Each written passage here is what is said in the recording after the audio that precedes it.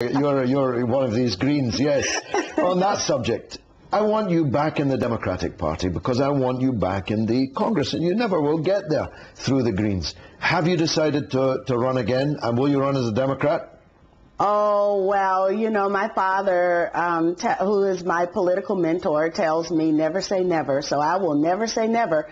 However, it is clear that the Democratic Party has become complicit in the war crimes, torture, crimes against humanity, and crimes against the peace as a continuation of the Bush policies. And therefore, I think the Democratic Party has left me. I didn't really leave the Democratic Party left me. And then it was the President's Chief of Staff, Rahm Emanuel, who's reported to have said that I wasn't a team player. And I'm never going to be a team player when war crimes and torture are the issues. No, quite. But there are many people in the Democratic, I mean, the Reverend Jackson is in the Democratic Party. I mean, there are a lot of people who think and talk and act like you who are in the Democratic Party. Well, sadly, the peace proponents, or the proponents of peace inside the Democratic Party, have been moved to a marginalized position.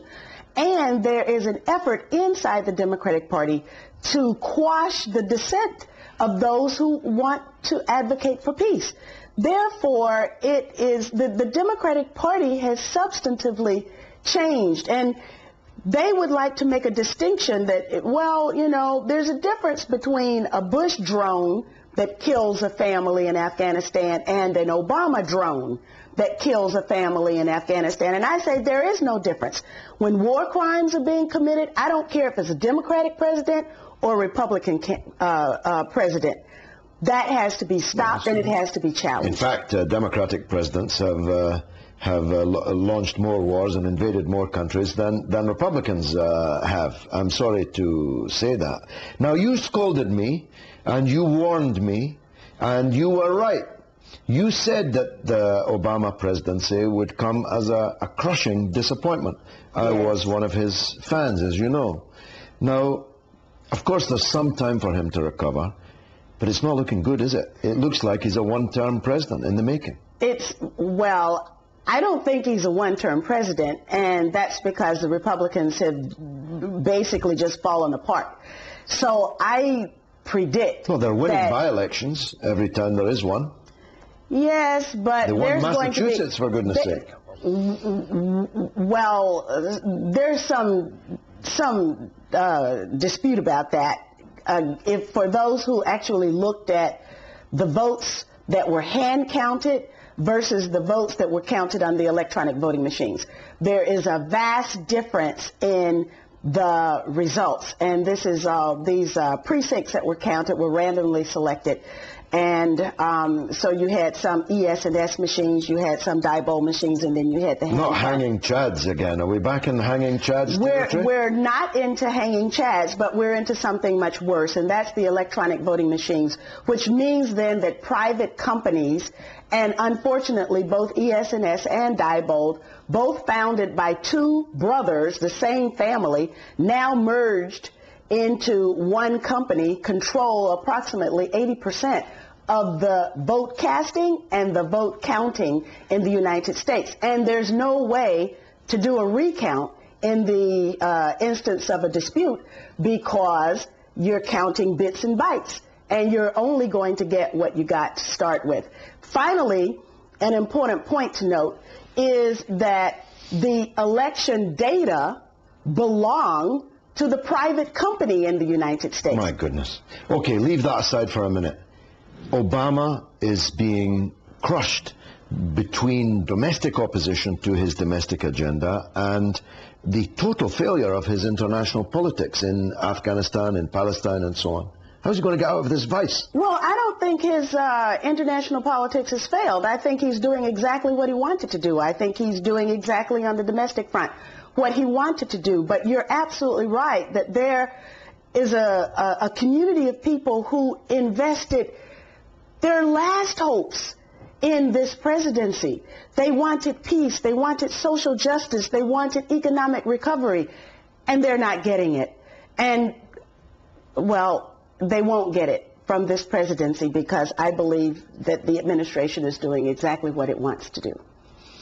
Are you able to feed that sort of information into him, or is he completely away now? Is he completely locked up in an ivory tower? Well, I think his former minister, Reverend Wright, had something to say about the circle of people who have insulated our president, and indeed insulated from the very people who love and adore him. Well, I was one of those, and I'm sorry to say that he doesn't answer my letters either.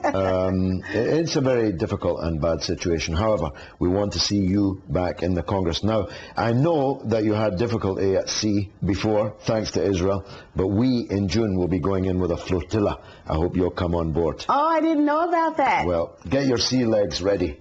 You'll be coming. Now, on the phone now is another old friend, Middle East analyst, Trevor Mostyn. Will bring Cynthia in on this discussion too. Trevor, thousands of new Israeli houses on stolen land.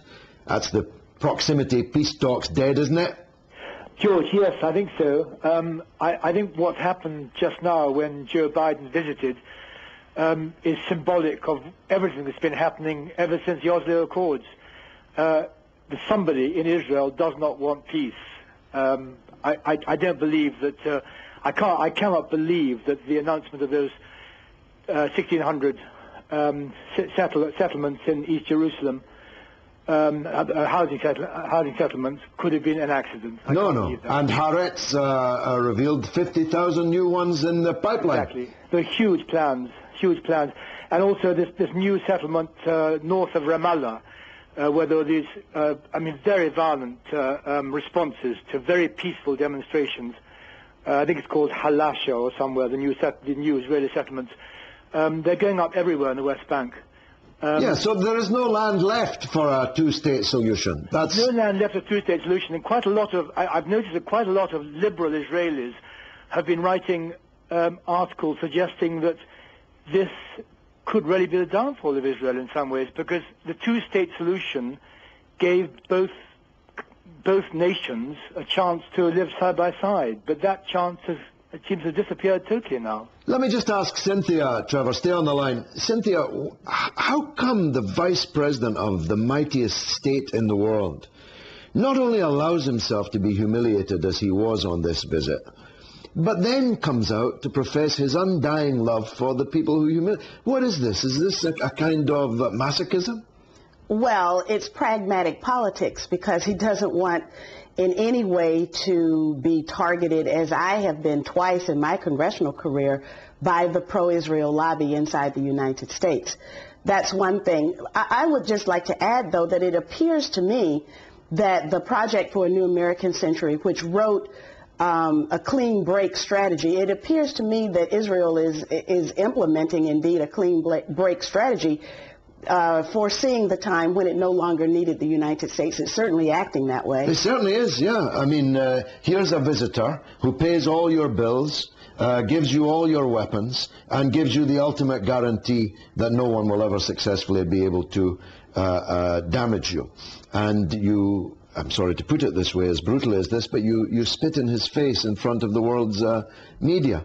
I think that's exactly the way you can put it. Has there been any backlash in the U.S. media, or are they tamely going along with the script? Well, I'm sure that there is no backlash at all in the U.S. media, because the U.S. media is a special interest media, and therefore they promote special interests. They promote special interest political parties, special interest candidates, and special interest incumbents. Unbelievable. Cynthia, I hope you get back in. We've run out of time again, alas, though not issues to discuss. But God willing, I'll be back here next week at the same time.